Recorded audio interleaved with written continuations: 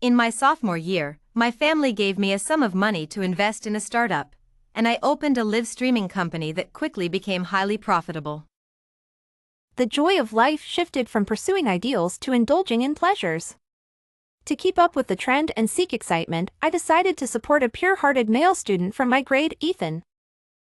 Ethan was not only the top scorer in the college entrance examination of a certain province, but also the most handsome and popular guy in the university.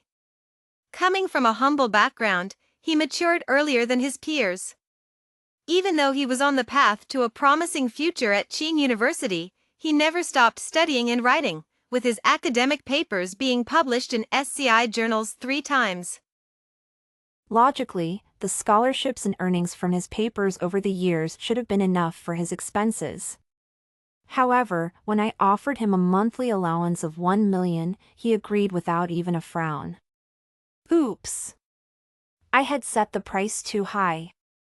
I regretted it a bit, but as a self-proclaimed new business elite, I cared about my reputation. I subtly asked him if the price was too unreasonable and if he had agreed too hastily. Being favored by Sophia is my honor. When he said this, his eyes were downcast, and his hair covered some of his emotions, making him look as docile as a gentle deer. Could the famous Ethan really be a gentle deer? Agreeing to my terms so easily, could it be that he was attracted to me? I told him not to think about possessing me, as my goal was the entire universe, and he should know his place. I understand. Good to know. Although he was excellent, there was no one in my family who wasn't outstanding. Of course, I was an exception. When even the youngest child in the family was admitted to top-tier schools, I got into Tsinghua University with the help of my family's financial power and started the Luna Live streaming company, which was mostly managed by others. Apart from my looks, I didn't inherit any of the genius genes of the Sophia family. If it weren't for my strong mentality, I would have been crushed by inferiority and ridicule long ago. Many children in the compound played together, and as we grew up, many became successful, while some, like me, just drifted along. Those who got along well often went out together, and those who didn't still met during holidays. This was the consensus. Jessica was my best friend, while Alexander, the leader of the outstanding children, was someone I couldn't get along with. We used to play together when we were young, but for various reasons, we drifted apart. Sometimes, you can't blame others for distancing themselves from you, it's just that there's no common ground. Luna! Your little boy toy is featured in the new issue of the National Science Journal again. Jessica deliberately shouted loudly, striding over in high heels with an imposing presence. People around us quickly avoided her. Keep your voice down. $1 million a month, and you haven't even kissed him. What a waste. With that money, you could have a different one every day for 360 days. If I really did that, my family would drown me in their spit. Luna, when are you going to make a move on him? Make a move? Are you kidding? Would I let him take advantage of me?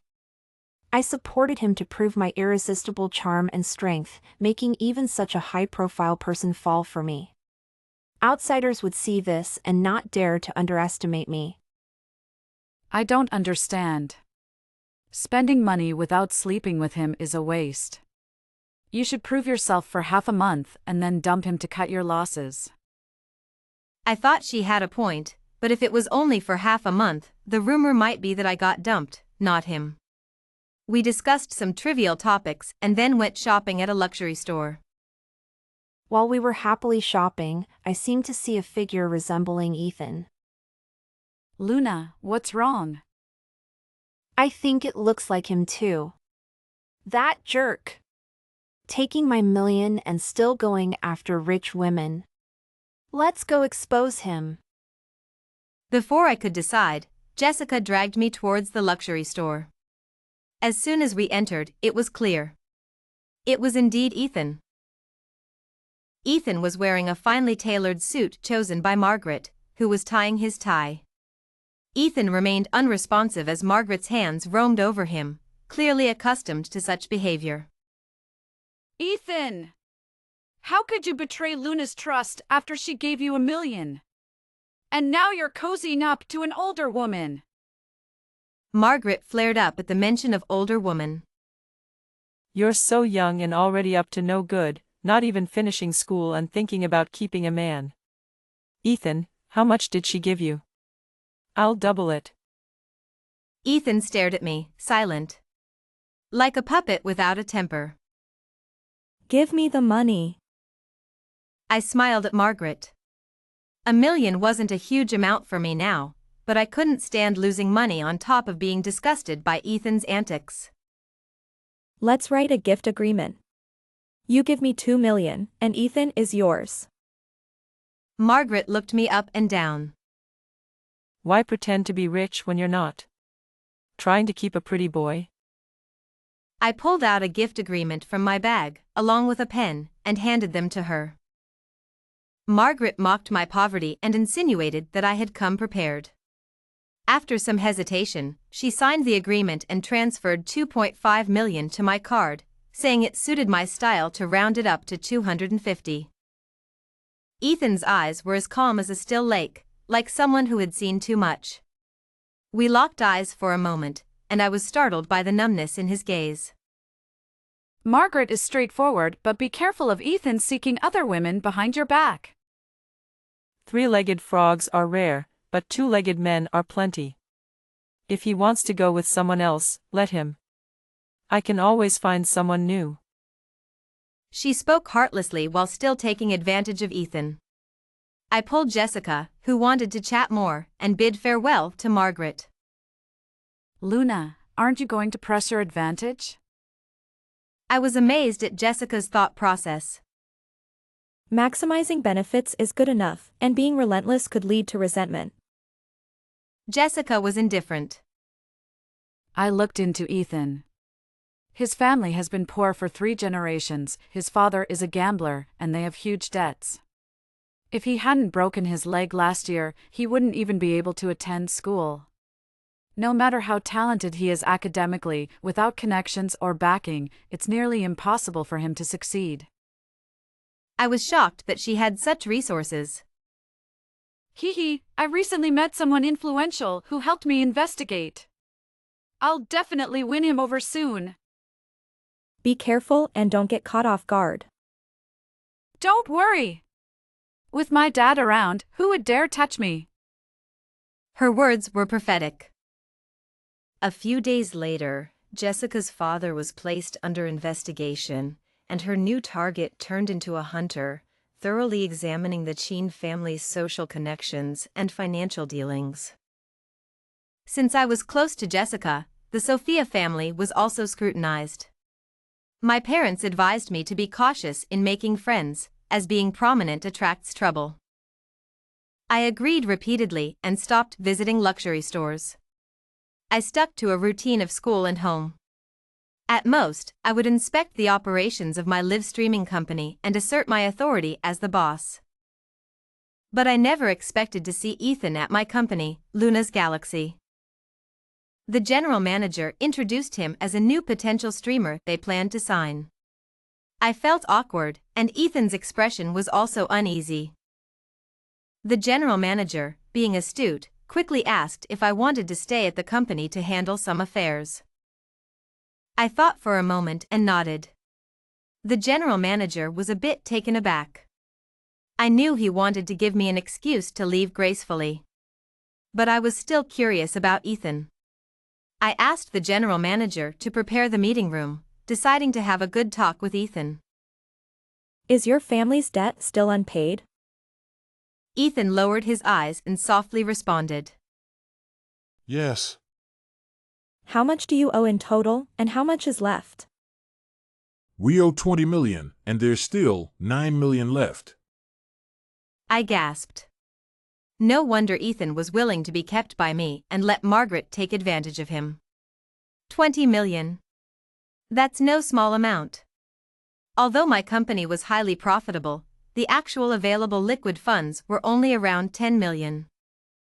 I'll sign you to an S-level contract with a 70-30 split in your favor, but you have to sign for 20 years. Ethan looked up, his eyes filled with astonishment. In the office, after settling down, the conversation began. What's wrong?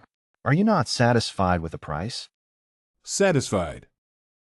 I asked the general manager to print a new contract, 3 copies, one for the company, one for me, and one for Ethan. After signing the contract, I ordered takeout and milk tea for the entire company, which received rave reviews. Ethan sat across from me in the conference room, slowly eating a chicken leg. With your looks, you could actually become a celebrity. A celebrity? Yes, become a star, endorse products, appear on variety shows. You could pay off your $1 million debt quickly. My father has a criminal record, and I've done many wrongs to repay debts. Someone like me becoming a star would send the wrong message to the public. Seeing his refusal, I didn't press further. By the way, about that lady. Ethan lowered his eyes, looking quite obedient, but the veins on his hand gripping the milk tea revealed his true feelings. She transferred 2.5 million to me.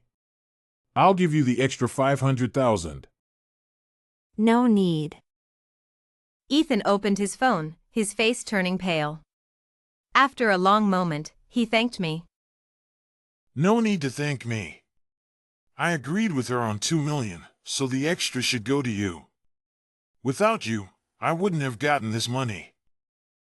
Ethan lowered his head, sipping his milk tea, looking very compliant. But I could sense his displeasure. I'm leaving now. The general manager will arrange the rest of the work. Just follow his instructions. Okay, Miss Sophia. Miss Sophia? Hearing that from his mouth was quite novel. It had a hint of sarcasm. I instructed the general manager to give Ethan more tasks, to keep him busy so he could earn more and avoid any distractions that might hinder his future. After all, someone capable of getting into SCI is worth respecting. I can't even get in. Leaving the company, I headed straight to the underground parking lot to get my car. Suddenly, a figure dashed in front of my car, startling me. I almost jumped out of my skin. Looking closely, it was Jessica. Jessica? Jessica suddenly knelt before me, bowing repeatedly. I quickly turned to help her up, but she refused to stand. Please, please help me. You're my only hope. Stand up and talk. Under my stern command, Jessica trembled and stood up. Who sent you? I came on my own. Please help me. Only you can help me. Your dad and your grandpa, they are. I looked at her coldly, crossing my arms and reassessing this person. You don't have the brains for this. Who sent you? Jessica burst into tears.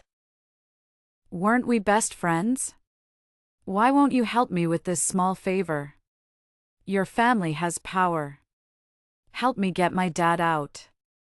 I'm begging you. It's just a word for you. A word? I called the general manager and asked him to come to the parking lot immediately. Let's confront him. Wait, Jessica. Jessica tried to pull me along, but I shook off her hand and looked at her with disappointment. We grew up together. Don't you know whether I have any say in my family? If I did, you would have come to me long ago, wouldn't you? Now you come to me, expecting me to meddle in such matters, and I'll be cast out of my family. Jessica, do you really consider me a friend? You've let me down so much. Jessica laughed and cried, pointing at me and cursing. I've been supporting you for so many years, and now that I'm in trouble, you won't even help me with one thing. What kind of best friend are you? What kind of friend? What do you take me for? Even a dog wouldn't be treated like this. Ugh! She spat on my LV bag, making me feel nauseous. My diligent manager arrived just in time, directing 2 female security guards to escort Jessica to the elevator. Sophia, it's my oversight that allowed her to slip in. I'll request the finance department to deduct my salary for this month. I took out a tissue to wipe the filth off my bag, then used a disinfectant wipe several times, feeling slightly better. Let's go. Check the surveillance. In the monitoring room, the head of security stood with 4 on-duty guards, while the 2 female guards were still holding Jessica elsewhere. 7 security guards, and you let someone sneak in. Let me see what you usually do. The guards didn't dare to breathe. The manager opened the surveillance records. He restored the deleted footage. The lax security was evident. Jessica had driven her car into the underground garage, with the head of security leading the way and collecting the parking fee. You're fired. Manager, have the finance department calculate his exact salary and ensure he's never rehired. The manager quickly made a call, and the head of security, looking dejected, followed the finance staff to collect his pay. Do you want to call the police? That woman is still in the warehouse. No. You can't push people to the edge. Jessica was just being used, but she shouldn't let a moment of impulse sever our past friendship. Maybe it was the cold air in the warehouse, but when I went to find her, she had calmed down a lot. Tell me, whose idea was this? Jessica turned her head away, refusing to look at me. Tell me who it was, and I can give you some money, enough for you to adapt to life for a year. Jessica turned back, her eyes flickering as she looked at me. It was Alexander. He told me to come to you. What? How did Alexander get involved? Are you joking? Alexander is in the military. I suddenly remembered overhearing my parents mention that Alexander had been promoted to a unit where it was easy to make enemies. Is he the one you're after? Jessica looked at me defiantly, her eyes full of rebellion. Why not? He's much better than your little boy toy. Yes, you're right. Then I transferred her 200,000 yuan. This money is enough for an ordinary person to live for 3 years. Find a job and support yourself. Jessica's eyes widened in disbelief. That's it? Are you trying to get rid of a beggar? Don't want it? Then transfer it back to me. No way! Once it's transferred, it's mine, and you can't take it back. Jessica still acted like a child, immature and rebellious. I suddenly began to understand the complex look my parents used to give me. After sending Jessica away, I looked up at the office building I had bought. Live streaming really is profitable, allowing me to own a building so quickly. But I wouldn't hire Jessica as my employee just to help her out. She wouldn't understand her position, would offend the management, and other employees would resent me. It's simpler to give her money and be done with it. I decided to meet Alexander. I wouldn't blindly believe everything Jessica said. Since I'm not very smart, I can't jump to conclusions easily. I got Alexander's grandpa's phone number and address from my parents, took a bottle of aged wine and a treasured painting from Dad, and drove over to visit. Grandpa William used to live in the same compound, but he retired later. After passing through several checkpoints, I finally saw the spirited Grandpa William from my memories. He was wearing reading glasses, sitting in a wicker chair, reading the newspaper, and occasionally asking the guard beside him about the contents. Grandpa William! It's so good to see you! Sophia! You finally came! Let me see what good stuff you brought me. I proudly shook the items in my hand, making him put down the newspaper and reach for the aged wine. Don't shake it. This is good wine. It would be a shame if it broke. Grandpa William held the wine box carefully. What time is it? It's 2:30 in the afternoon, Grandpa William. Grandpa William nodded, stroking the wine box, smiling from ear to ear. Let's have a meal together. Michael's cooking is excellent. He used to be a chef at a 5-star hotel. Not a chef, just an apprentice. I say you're a chef, so you're a chef. After some small talk, the guard went to the kitchen to prepare, and Grandpa William gently swirled his teacup. Sophia, you're here for Alexander, aren't you? Yes, I have something to discuss with him. After all these years, finally a proper match. It's not easy. What proper match? What does it have to do with a proper match? Sophia, I'll give you that rascal's private number. Go wait for him at his workplace. Just say it's on my orders. With that, Grandpa William went into the inner room and soon came out with a box, handing it to me. Show him this, and he won't dare ignore you. I quickly took it, just about to open it when I heard a series of shouts. Grandpa! Grandpa! I'm back! His voice came before he did. Alexander pushed the door open, and when he saw me, his smile faded significantly. Sophia? What are you doing at my grandpa's place? Then he looked at the box in my hand, his expression changing. Grandpa! This is what Grandma left for me to use when I get married. Why are you giving it to her? I was stunned, the box in my hand suddenly feeling like a hot potato. That young lady has bravely taken the first step, and you, a grown man, are still clueless. Get over here and apologize to her. Grandpa! Alexander couldn't argue with Grandpa William and reluctantly apologized to me.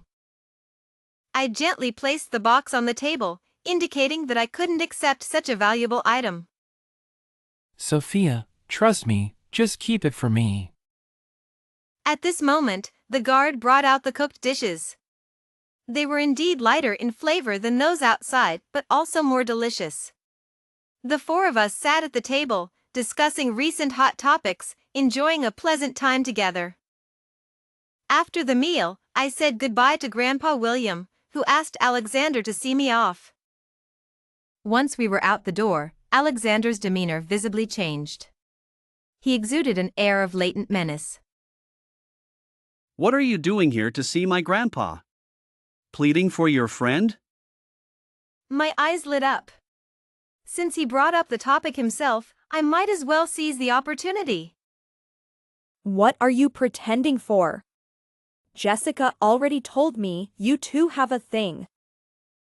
Alexander's serious expression cracked instantly. She told you that? Yes. Good! Very good. Edward really has a good daughter. Knows how to throw dirt on me. Looks like our methods have been too gentle. Seeing his expression wasn't fake, and considering Grandpa William's closeness and trust, I decided to tell him the truth.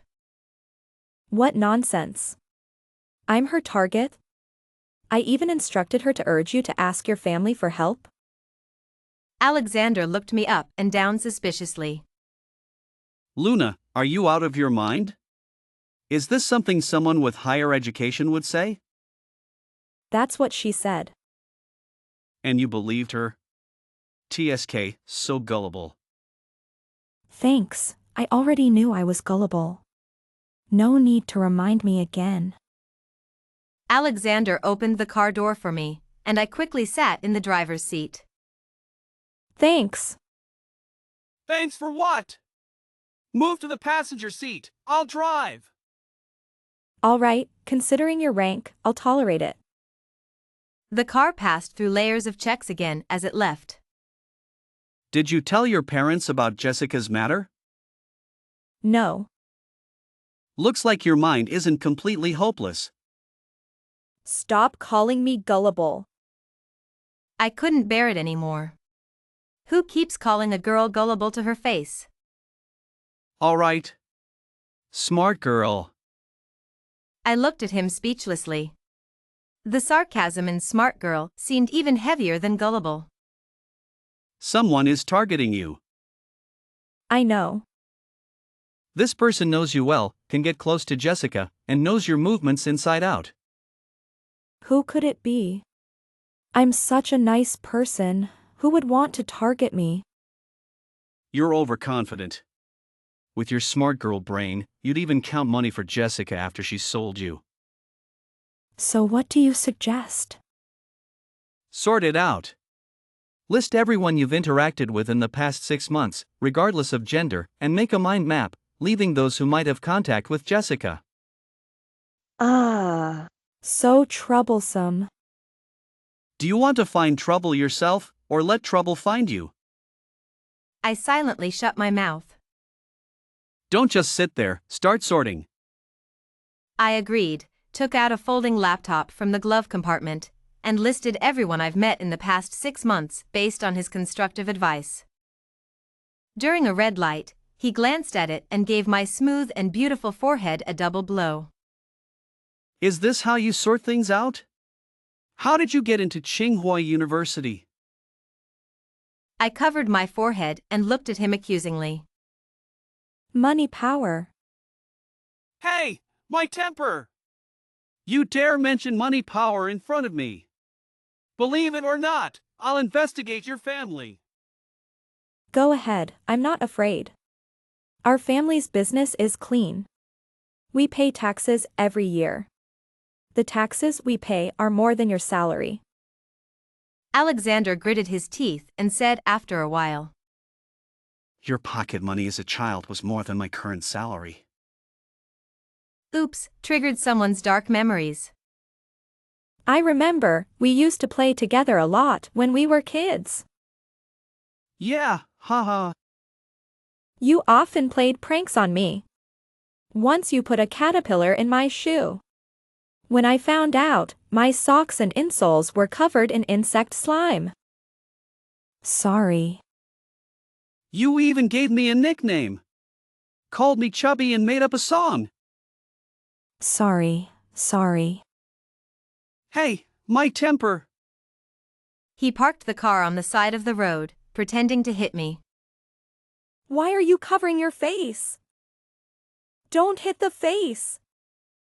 Stop covering, I won't hit you. I don't believe you. That was so many years ago. It's all in the past, stop covering, your makeup is smudged. Huh? I quickly took out a mirror to check my makeup. Realizing I was tricked, I glared at him accusingly. Alexander found it amusing and ruffled my hair. What are you doing? All right, call me brother, and I'll investigate this for you. Brother. Too soft, not clear, louder. Brother. He was startled by my sudden loud call. Are you trying to scare me? That's not calling brother, that's like a warrior going down the mountain. How about this, call me Alexander brother, let me hear it. Oh, Alexander brother. He nodded, smiling as he started the car. The once fierce little tyrant has now become a toothless tiger. You're calling me a tigress. How dare you insult me? I didn't say that, you did. That's what you meant. Looks like your language skills aren't great either, misinterpreting my words. Joking and reminiscing about the past is the fastest way to close the distance between people. In no time, my sense of estrangement from him disappeared completely. Narrator, tone, cheerful when we arrived at my house, he really felt like an old friend. Are you coming in? Alexander, tone, arrogant of course. Why else would I come to your house? To be your personal driver? Alexander shot me a glance, arrogantly unbuckled his seatbelt, and pulled out his ID to show me. Look closely, I'm a licensed driver. Speak to me with some respect. I looked at the photo on his ID, which didn't do him justice. You're not very photogenic. Alexander, tone, annoyed. Is that the point? Ugh, forget it. I don't have the energy to argue with you. Let's go, get out of the car. I followed him out of the car, and he casually opened the door and greeted my mom, as if this was his home and not mine. Mom, tone, whispering, did you ask him for help with the Cheen family matter? Me, tone, whispering, no. He said he would help me find out who was targeting me. Mom relaxed and patted my head, puzzled. Didn't you comb your hair today? I did, but the wind messed it up. Oh, the wind must have been strong. Mom went to entertain Alexander, who had already made himself at home, and opened my bedroom computer. Alexander had me log into WeChat on the computer and carefully reviewed every chat record between Jessica and me. Me, tone, guilty. What's so interesting about this? Alexander, tone, excited, I found something. I immediately leaned over, and he pushed my face away. Alexander, tone, annoyed. Don't get so close, it's hot. All right. Please, Brother Alexander, tell me what you've discovered. He pointed to a chat record from a month ago. Alexander, tone, serious. Who is this Ethan? Me, tone, uneasy. I kept him for half a month, but I didn't do anything. It's just that later, I saw him getting close to another woman in a luxury store, so I took the money from the woman and cut ties with him. Alexander, tone, serious. Are you sure? Me, tone, nervous. Just this morning, I found out he was brought to the company by the general manager to sign a contract. Thinking about his huge debt, I decided to give him a high commission. Alexander poked my forehead with his finger, exasperated. Alexander, tone, exasperated. How could you do that? Me, tone, defensive. I just wanted to prove that I'm irresistible. Alexander, tone, annoyed. Yeah, right. Do you think Ethan is suspicious? Alexander, tone, serious. Very suspicious. Jessica and Ethan have a deep connection. Me, tone, shocked. What? Impossible. I'm with her all the time. Alexander, tone, serious. Do you go with her when she goes fishing for rich guys? No. Exactly. I still couldn't understand how he could deduce Jessica and Ethan's close relationship from our chat records. Me, tone, curious. Tell me, how did you figure it out? Alexander, tone, serious. Anyone with eyes can see it. She mentions his name to you every day. Didn't you notice? Oh, now that you mention it, yes. And don't you think she knows too much about Ethan's background and achievements? She talks about them like they're her own. Thinking it over carefully, it really was like that. Raising a man for your best friend, TSK, Sophia, you really are a unique flower in our compound. All right, I had no way to argue. Jessica is from the compound too. Are you crazy? She's not from the compound. If it weren't for you being friends with her, would her dad be in his current position? The money he misappropriated could clean the Yellow River. Is it that exaggerated? No way, my parents haven't even talked much with Edward. Do you know the saying, using a tiger's skin as a banner?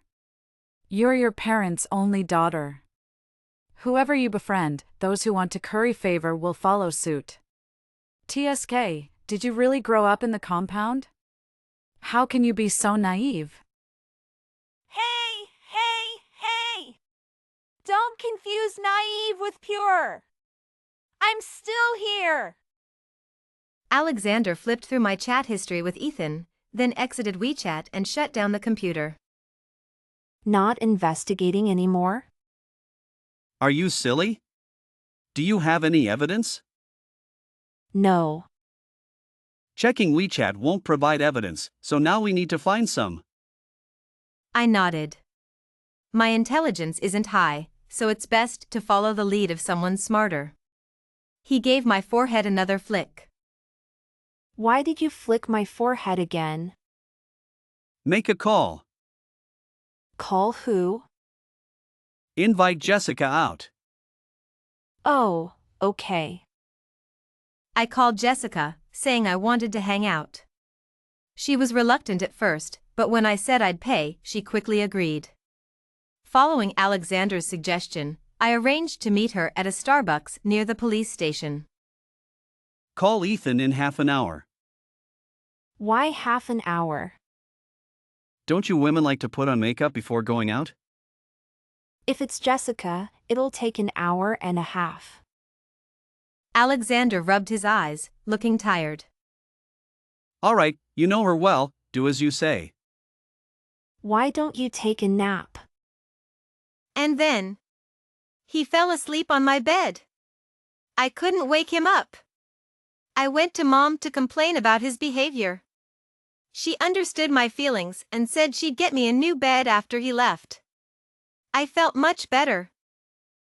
2 hours later, I called Ethan and, following Alexander's suggestion, arranged to meet at a Luckin Coffee near the university town, conveniently across from the Starbucks. After a quick afternoon meal with Alexander, he drove me to the vicinity of Luckin Coffee and then headed to Starbucks to deal with Jessica. Before leaving, he handed me 2 items: a small recording pen and a ring box for storing hair samples. I turned on the recording pen in advance, took a deep breath, and walked into the coffee shop with a casual smile. Ethan was sitting in a booth by the window, flipping through a book he had brought along. The sunlight gently bathed his hair and body, giving off a serene and picturesque vibe. Beautiful as a painting. I took out my phone and snapped a picture, admiring it for a moment, realizing I might have a talent for photography. The photo turned out great. Then, I put away my phone and walked towards him.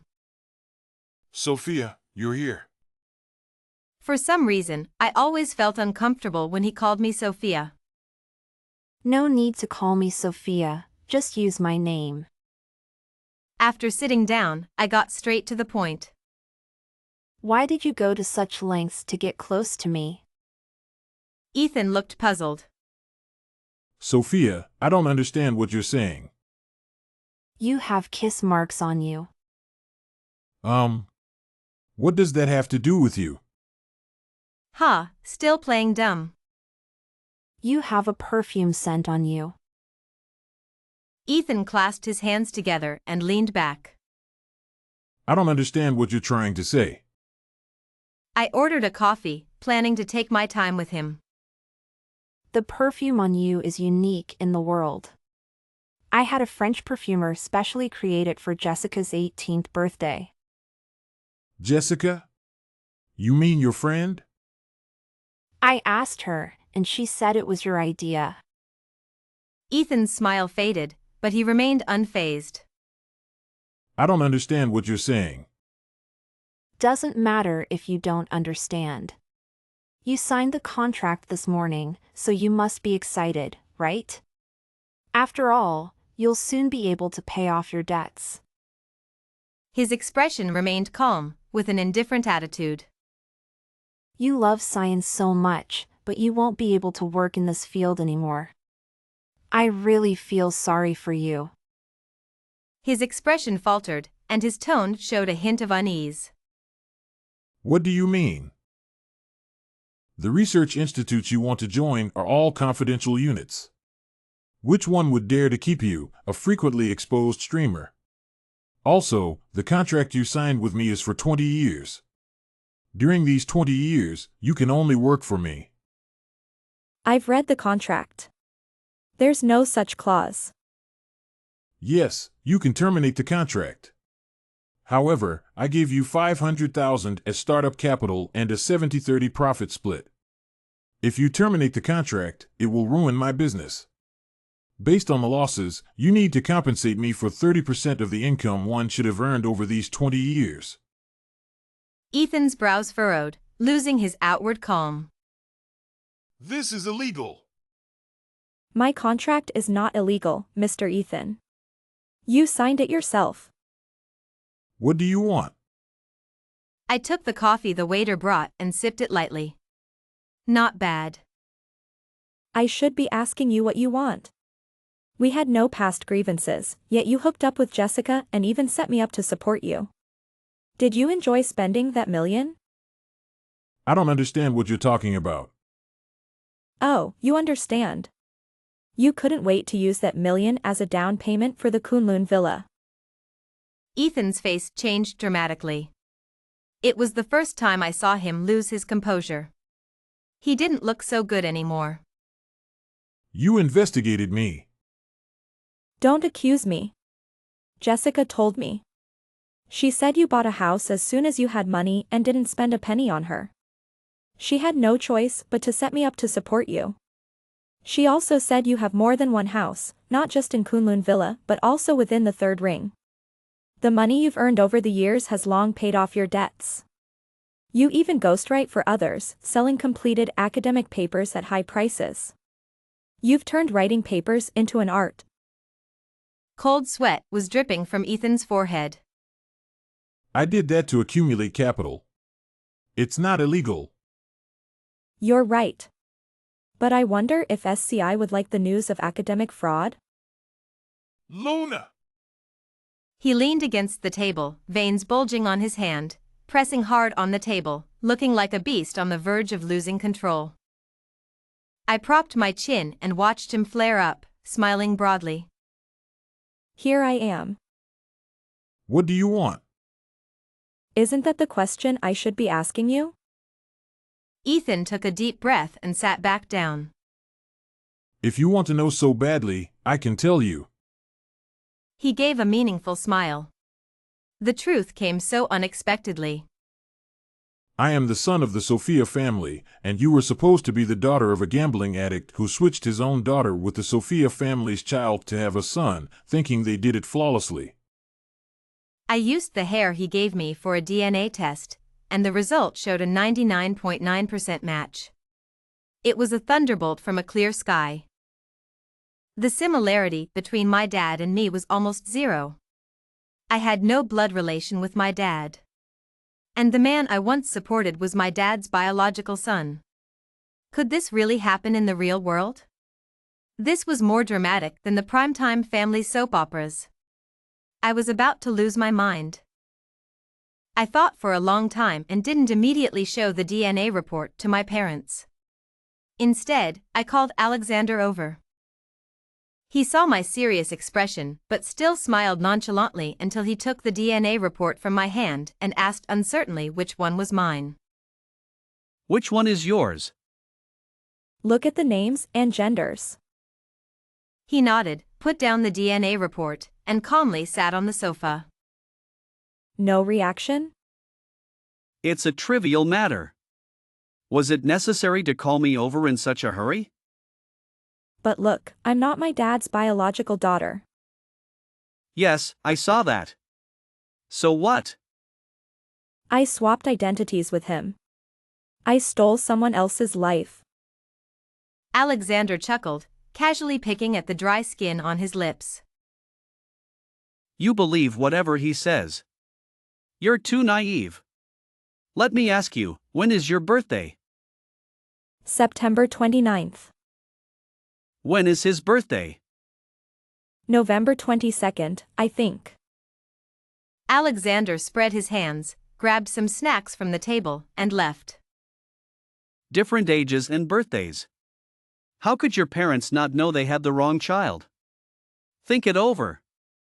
If you can't figure it out, ask your parents. Stop overthinking. He waved and left gracefully. Alexander, with his sharp mind, managed to calm my anxiety with just a few words. I took the DNA report to ask Mom. She calmly took the report, flipped through it, and after reading it, placed it on the table. What do you want to ask? There was so much I wanted to ask.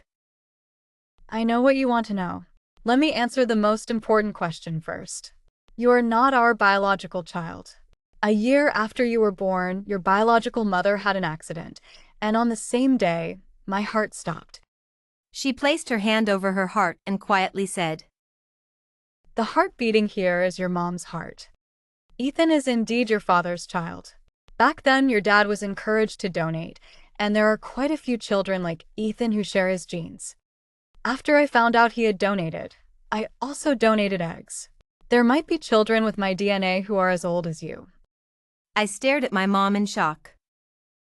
Your hair is smooth today. Looks like you combed it. What do you want to eat? Mom will make it for you. I hugged her from behind as she headed to the kitchen. Mom, I love you. Don't get hung up on genes and bloodlines. I raised you with my own hands. My love for you is no less than your love for me. If you have any issues, come to us directly. Don't overthink things on your own.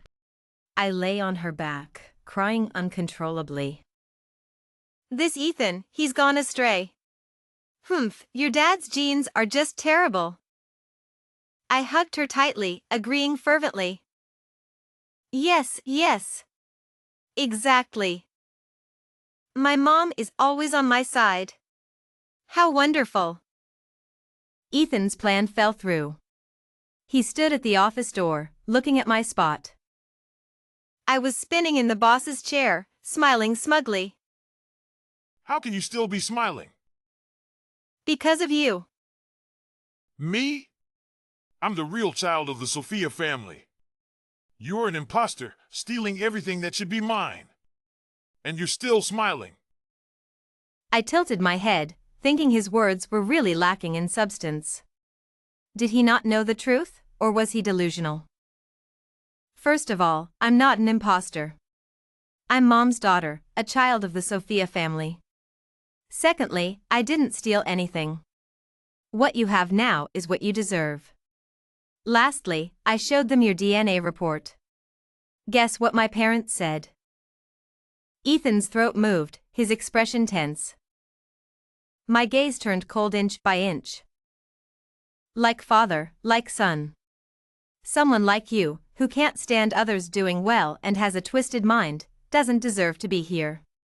Staying at Qing University, you'd just be a bad apple.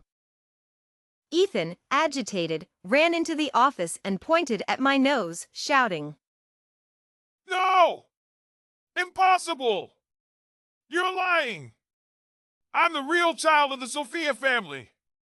I'm the real Sophia. You have no talent from the Sophia family. How dare you steal my life? The company should be mine. The Sophia family should be mine. I pressed the quick dial on the desk. Within minutes, the newly hired security team arrived and dragged the furious Ethan out. I had to reflect deeply. Was I too soft-hearted, allowing people like Jessica and Ethan to take advantage and try to replace me? After thinking for 2 minutes, I decided to learn from Alexander. I needed to improve my depth of thought and logic in handling matters. I looked at the 1,000-word short essay I had written, confirmed there was no need for further polishing, and clicked to report it. The world is never short of geniuses, but it lacks those who use their talents for the right purposes. A single report letter ended Ethan's academic career. I can be really bad. But I like it. The sun was shining brightly outside, and inside, it was warm and harmonious. After hanging out with Alexander, I truly understood the saying, birds of a feather flock together. Every friend of Alexander's was a notable figure in their respective fields. They spoke and acted like gentlemen from ancient times, never partying or smoking. They made friends through calligraphy and tea ceremonies, living healthy lives, as if they had entered old age prematurely. Whenever I said he was like an old man, Alexander would sneak attack my forehead and righteously claim it was self-defense. Alexander's pettiness seemed to be visible only to me. In the eyes of his friends, family, and colleagues, he was perfect, like an AI robot. Only Grandpa William could join me in criticizing this clueless brat. So I considered Grandpa William a confidant. Over time, we became friends despite the age difference. Because of this, Alexander often bickered with me. But I didn't care. Now I had someone to back me up. I actually married Alexander.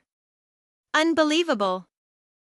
If the me from a few years ago knew, I would probably laugh myself to death.